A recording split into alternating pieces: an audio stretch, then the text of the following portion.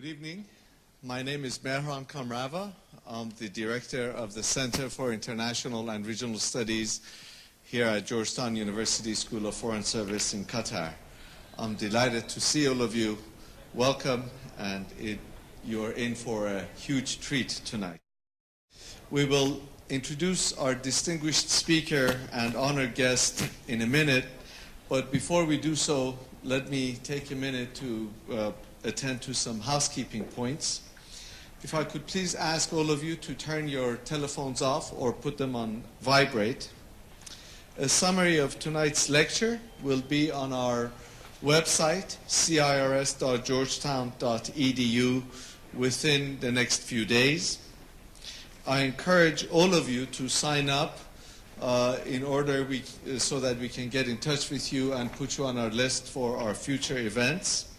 A sign-up sheet is right outside the hallway outside. Qtel has kindly made tonight's lecture available on USB discs, and you will be able to get them tonight as you leave the auditorium. We have a small reception prepared in our main lobby area after tonight's talk. It is a rich tradition here at Georgetown for us to choose one of our outstanding students to introduce our distinguished speaker. I'm pleased to have one of my own best students introduce our distinguished speaker for the evening. Ali Al-Thani is a senior majoring in culture and politics with a focus in Middle Eastern studies. He is currently also pursuing a certificate in Arab and regional studies on the topic of Saudi rentier responses to the Arab Spring. Ali has previously worked for HSBC Bank and is currently at Qtel. Actually, he's currently at the Ministry of Business and Trade, and he has been involved in Rota's charity trip to Nepal. He's been also involved in a number of extracurricular activities here on campus, and most importantly, he had a midterm exam in my class earlier today, in which I'm sure he did well when I read his exam. I haven't done it yet. Please join me in welcoming Ali to the stage.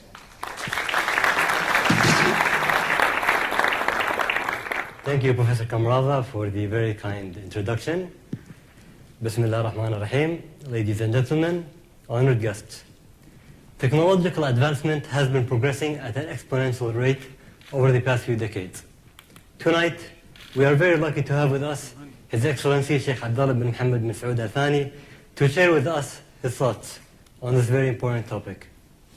In his capacity as chairman of the board of directors of Qtel Group and its parent company Qatar Telecom, His Excellency has been a driving force behind Qtel's expansion in the telecommunications industry globally and regionally. He has had an illustrious career at various levels of the Qatari state, including having served as chief of the Mir Diwan, and currently he enjoys the rank of state minister. Internationally, he takes part as a member of the ITU Telecom Board and as broadband commissioner at the United Nations. He has been instrumental in the corporate restructuring of Qatar Telecom and in expanding Qtel from a national telecommunications operator to a group with a presence in 17 different countries, spanning North Africa to Southeast Asia. Ladies and gentlemen, please join me in welcoming His Excellency Sheikh Abdullah bin Mohammed bin Saud Al-Thani.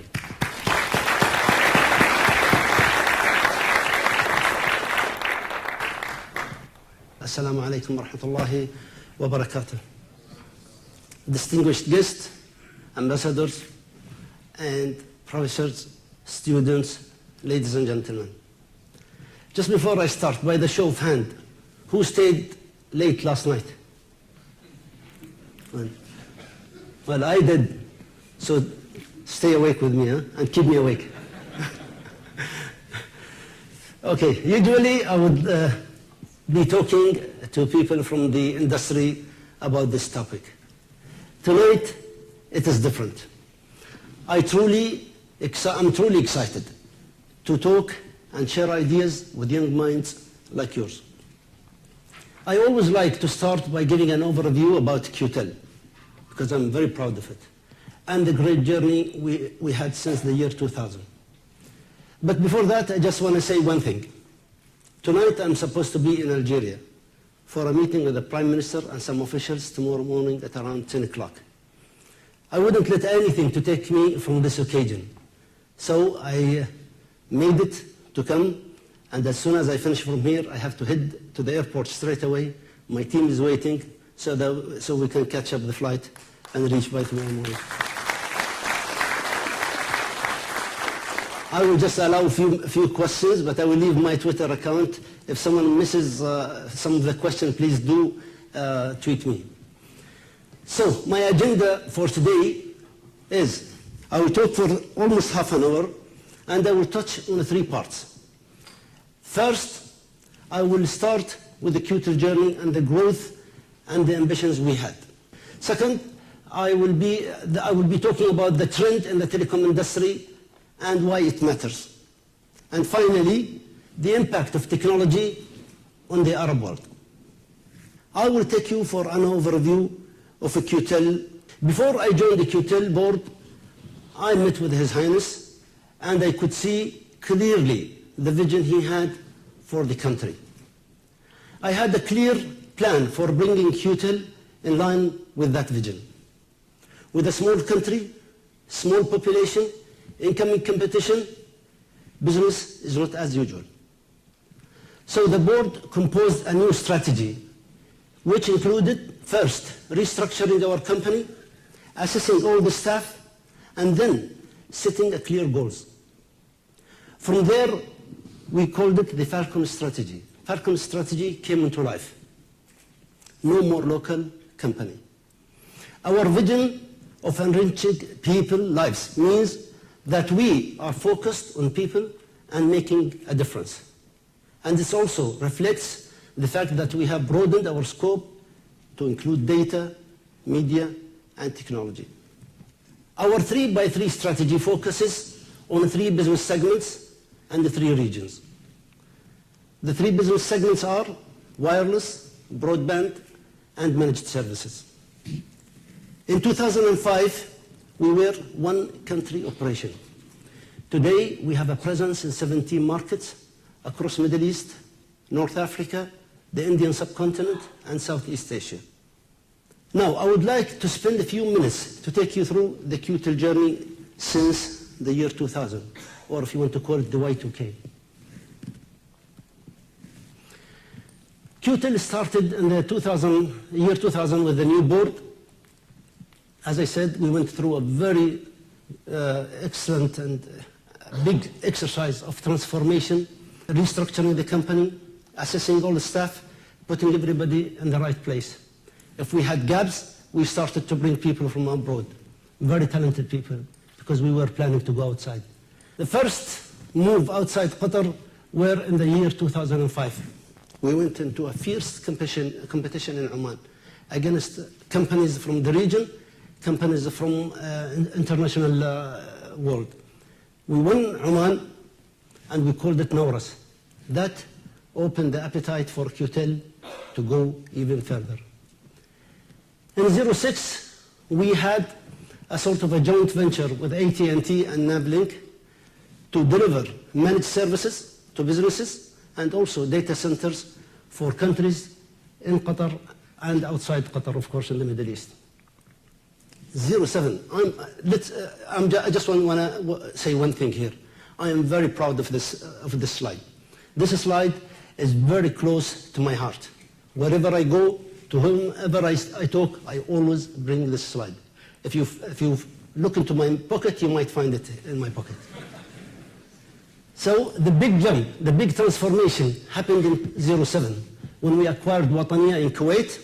It was at that time called the biggest deal in the Middle East. Under Wataniya came Algeria, Tunisia, Palestine, of course Kuwait, and the Maldives, small business in Saudi Arabia. Months later, we went and acquired Asia Cell in Iraq. Again, one of the biggest company in Iraq. Turned it over very quickly. I'm proud of it. Same year, we went and bought a stake in StarHub. And with StarHub came 2 countries underneath it. Laos and Cambodia, plus Singapore, of course. Now, 08 is the second really big transformation in Qtel. When we went and acquired Indosat in Indonesia, it is the second biggest or second largest company in Indonesia, one of the largest company in the Southeast Asia. Here we had to stop. In the board, we said, come on, it is too much to swallow. We have to think and revise our strategy. We just can't go and acquire. We have to take the advantage and take the organic growth and the value from the companies we are in. So what happened that? We went into 09 and increased our stake from 42%, as you could see, to 65% in Indosat. In 2011, we went to Louisiana and we acquired a stake from 50% back to 75%. 2012, I'm sure some of you heard, if you follow the news, we went and acquired a stake, bigger stake in AGSL from 32 to about 44%, and inshallah in the first quarter of next year, we are planning to go to 60%. We are just waiting for more approvals. A month ago, I'm sure all of you heard. We increased our stake in Wataniya. Again, it was called the biggest deal in Kuwait and in Kuwait stock market. As you could see, I'm very proud of this. It is clear that we have been on an exciting journey and we have invested wisely and brought organic growth to all our operations. Now, a quick look at some of the KPIs from 2005 until today. As you can see, there has been significant growth. We moved from 1 market to 17 markets.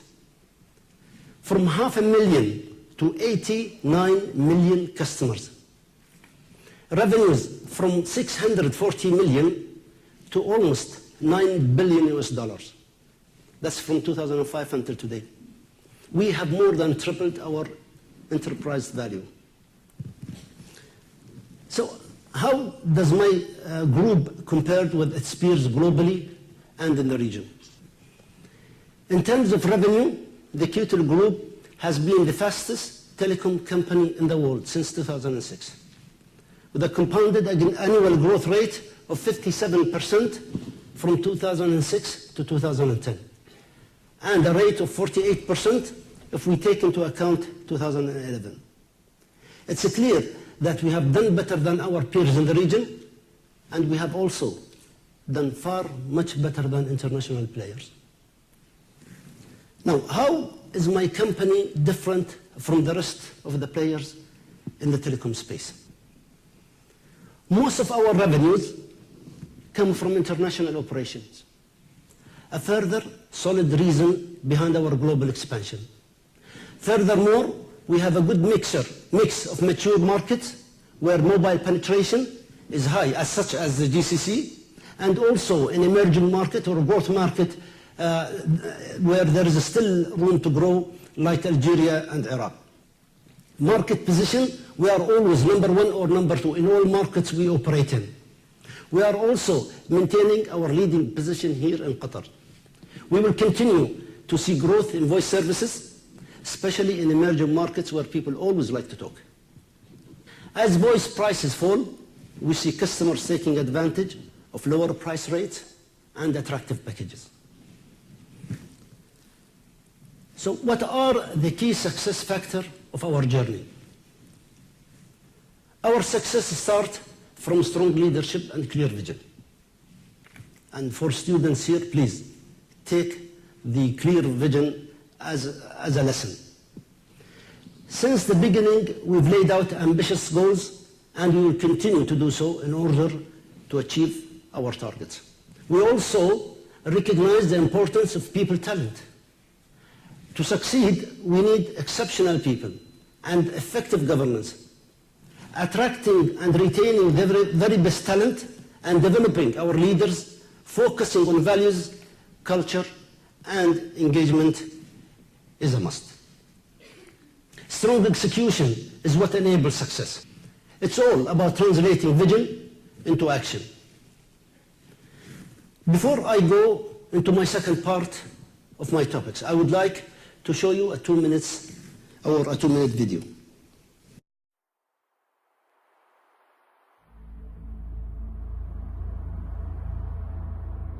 It begins with an empty space, a blank piece of paper. But you always need to start somewhere. The telephone.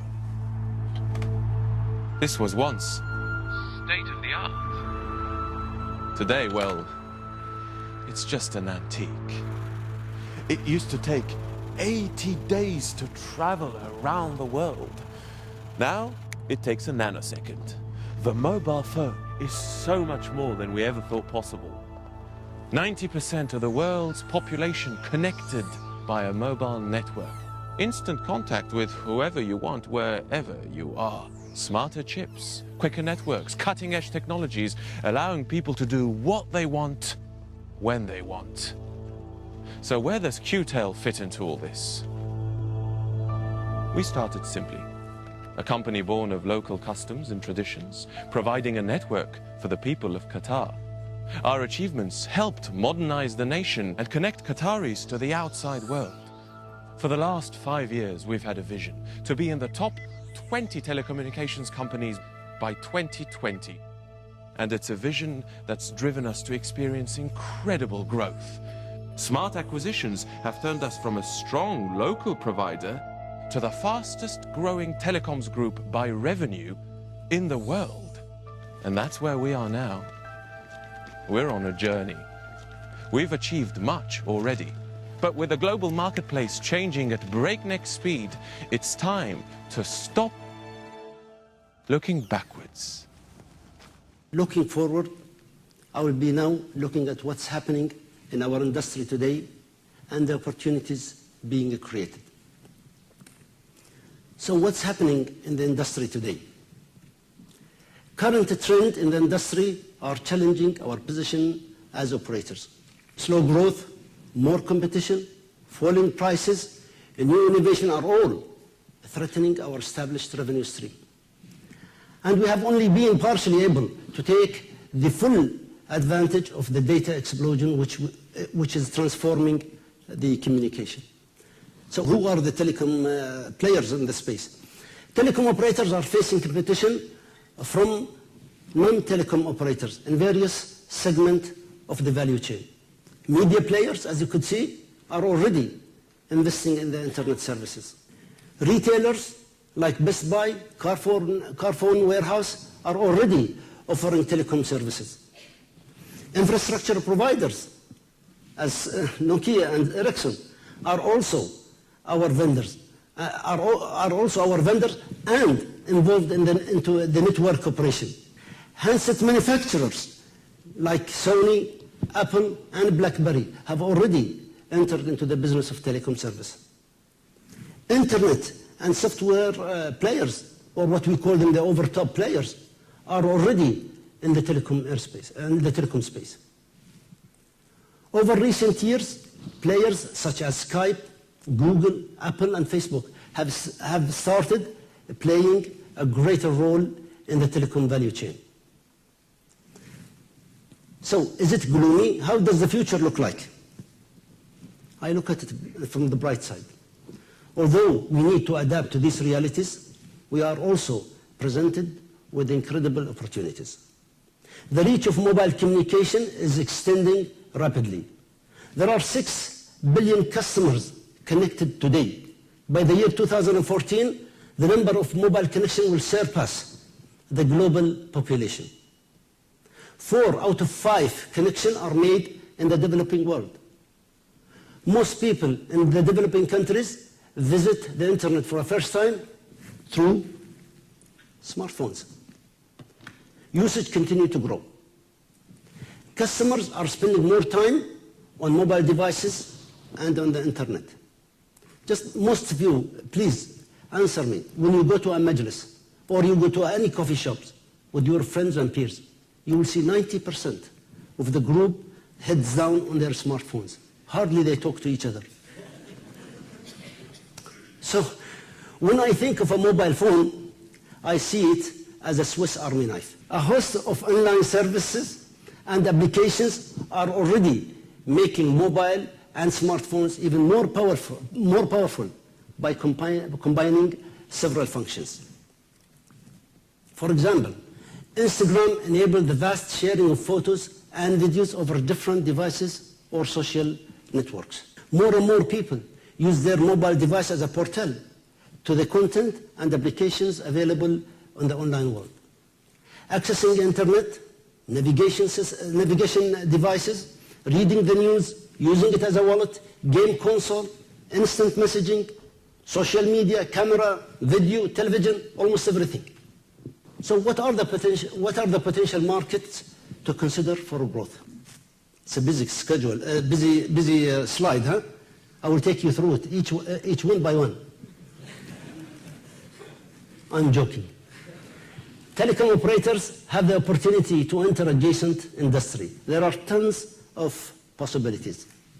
The key is to define new business models and redefining existing ecosystem. So what trend will drive our hyper-connected world? Here I have identified 8 key trends that I believe will drive high usage. First, top of the list, status update. Second, location-based services. Third, better access to healthcare and government services. Fourth, crowdsourcing in project management. Fifth, expressing like and dislike. I'm sure you've seen this on YouTube. Sixth, privacy or the demise of privacy. Seventh, converged services. And finally, data on the cloud. Just before I move into my third part, I would like to summarize of what I just said. We have, we must understand that there are more opportunities for telecom operators, or to capture in the future. And the focus is going to be in education, in health and media and content. It's important for us as telecom operators to have a right partnership with the service providers.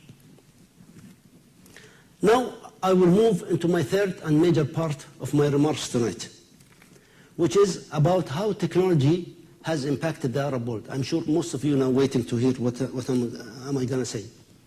But first, I would like to share with you some of recent statistics about social media. I will start with Facebook, facts and figures. So there are 46 million Arab users on Facebook. Of this group, 70% are between 15 to 29 years old, and the majority are male. In the Arab region, only a third of the Facebook users are women. The ratio has not changed since last year. Globally, it's always around 50-50. There are 4 reasons for this gender gap, and I will come to gender gap later. Reason number one, social and cultural constraint upon women. Number 2, privacy and security concern. 3, access to technology. And reason number 4 is education and ICT literacy. From January to March 2011, the usage of Facebook increased by more than 30% across the whole Middle East. And now, I'll just take you through the facts and figures on Twitter. There are over 1.3 million active Twitter users in the Arab world. Some of you might say the percentage of this population on Twitter is small, but its impact has been large. I'm sure you've all noticed that. Since enabling Arabic on Twitter platform last year, Arabic has become the fastest growing language on Twitter. Social media access was considered so critical to the Arab Spring that regimes in Egypt, Libya, and now in Syria tried to quell the social movement by blocking access to social media or to the internet altogether. They failed to do that. Later, they all used the same site to promote their agenda to the people. So how is the Arab world using social media compared to the rest of the world? As you can see from this chart, in the West, Places like UK and the US, they use the social media for leisure. In China and Hong Kong, it's all about education and learning. In Russia and Eastern Europe, it's about community and connecting with others.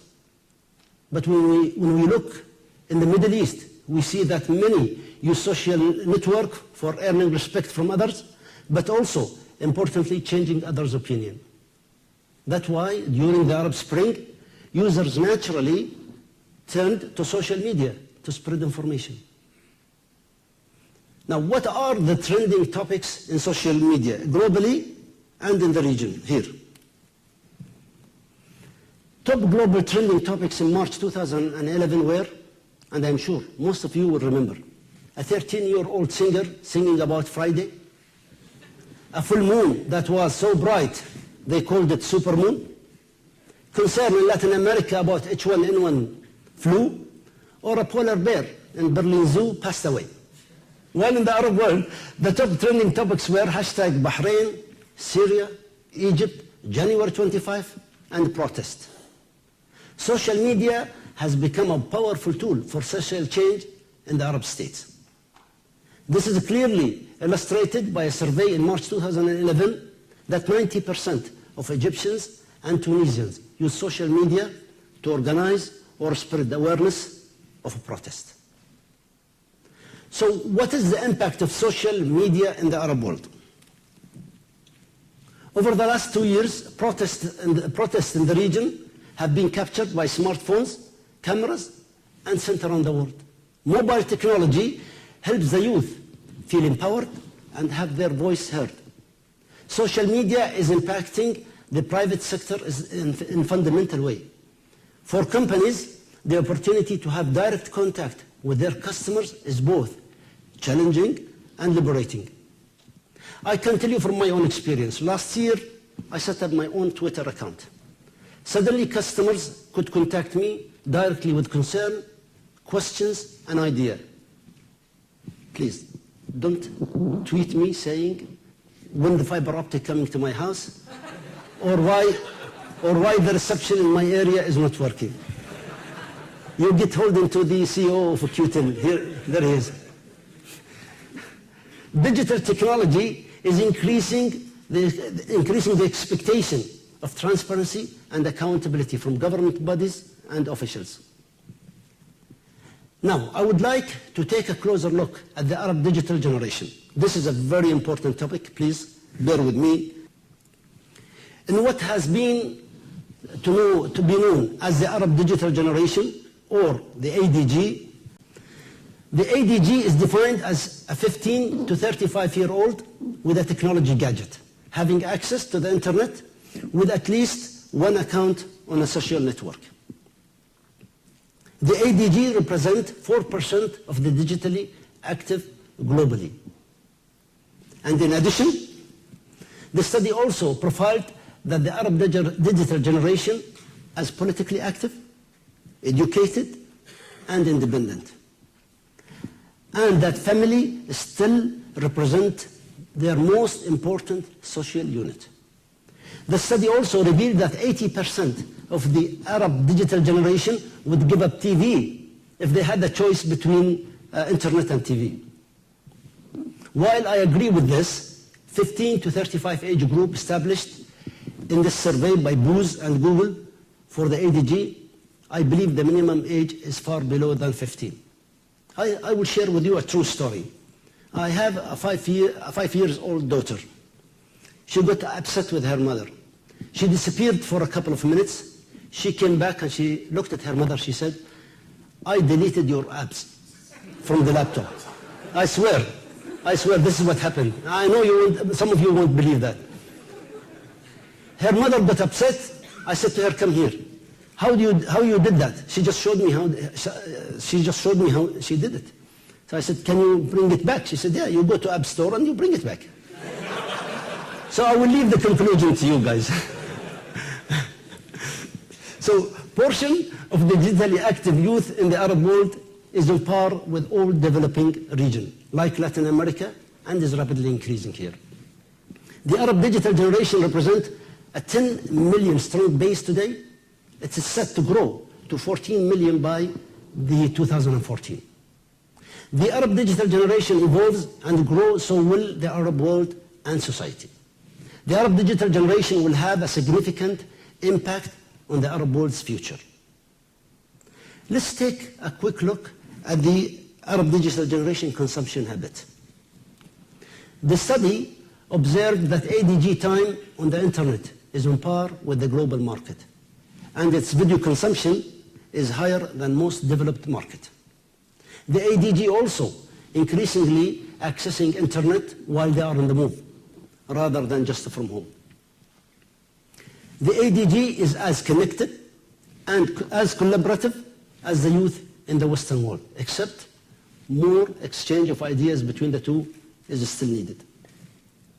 So how the Arab digital generation changing the Arab society? The study made it clear that Arab digital generation is business-minded and will be a key economic growth engine for the region going forward. Really sound good, huh? The Arab digital generation further believes it has more freedom and choice, even on a traditionally conservative subjects like spouse choice. Finally, and contrary to the popular belief, the ADG has not lost touch with its religious heritage. It believes that technology actually brought it closer to religion. While the ADG will fundamentally change Arab society, it will do so keeping our rich tradition and value intact. So how does the Arab digital generation look at e-commerce? This is the weakest part. From this chart, it is clear that the Arab digital generation is not participating significantly in the e-commerce. However, it's increasingly relying on the internet for its research on which products to buy. Research online and purchase offline metrics are closer to the global averages. As the ADG economy evolves, I believe the next Amazon, Google, and Facebook will come from our region, from the Arab world. So how does the Arab digital generation view the power of technology to transform key sectors? The ADG believes in the ability of ICT to fundamentally transform key sectors and wants ICT to be a tool to transform healthcare, education, and government processes. ADG will demand more and more integration of ICT in other sectors, building world-class capability in the regional sector, and improving our economic competitiveness. Now, how are we in Qtel bringing technology benefits to the communities we serve in? Qtel Group is providing life-enhancing services such as mobile money. Here in Qatar, for instance, our customers can now transfer money in Qatar and to overseas destination through mobile wallet using safe, convenient, fast, and easy-to-use mobile money services. Also, with near-field communication, I'm sure some of you has used that. Near-field communication chips embedded into mobile, like the BlackBerry, we are enabling people to pay with their device and replace the need for cash and credit card. In mobile health, we are providing SMS health advice in Kuwait, Iraq, and in Palestine. While in mobile learning, we are enabling English learning through mobile phone in Tunisia, in collaboration with the State Departments, US State Departments. And now, how are we in the group addressing the gender gap? Gender gap is a very hot topic these days at the ITU level, and we've been addressing it every time we meet in the board, at ITU level I mean, not Qtel. A recent ITU study revealed that there is a significant global gender gap.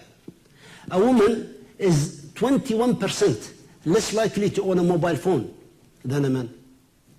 Mobile phones and broadband have proven to be a powerful tool to foster women economic empowerment.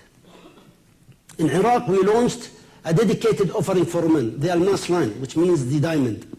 In 1 year, 1.2 million women in Iraq have been connected to their friends and families, and are becoming more socially and financially independent due to their access to mobile technology. At this year's Barcelona GSMA Congress, and in collaboration with Sherry Blair Foundation, we designed a service specifically for stay-at-home moms, including a family finder feature for Indonesian. We are also providing Indonesian women with relevant information on small business management, life skills, health, and childcare. We need to pay attention to the digital divide and consider accessibility, affordability, and digital literacy. Providing women with access to ICT tools such as mobile phone can lead to a better quality of life and wider economic growth. Empowering more women with mobile phones can accelerate social economic development. In conclusion, the biggest potential of new technology and mobile technology in particular is about empowering people to discover their full economic and social potential by providing access to new ideas, a new source of finance and information. However, with such rapid technological change, serious challenges are arising due to a lack of deep structural change that comes with civilizational change. As business leaders, citizens, students, governments, institutions, we all need to rise to the occasion and use our influence to inspire, engage, and create opportunities for the next generation. Overall, leaders in the Arab world should view these changes as positive. Governments should introduce information technology in their activities, promote digital culture and economic activities that are creating new jobs. There is need for a clear policy leadership. Policymakers must come together to formulate common strategy on converged ICT policy aligned with other policy areas such as energy, health, education, and the climate in order to maximize the impact of ICTs. Governments play a critical role in convening the private sector, public institutions, civil society, and individual citizens to outline a vision for a connected nation. Through communications and technology, the Arab digital generation will help shape the future of industry and society, capturing economic and social value to ensure the growth and stability in the region as a whole. Thank you for listening.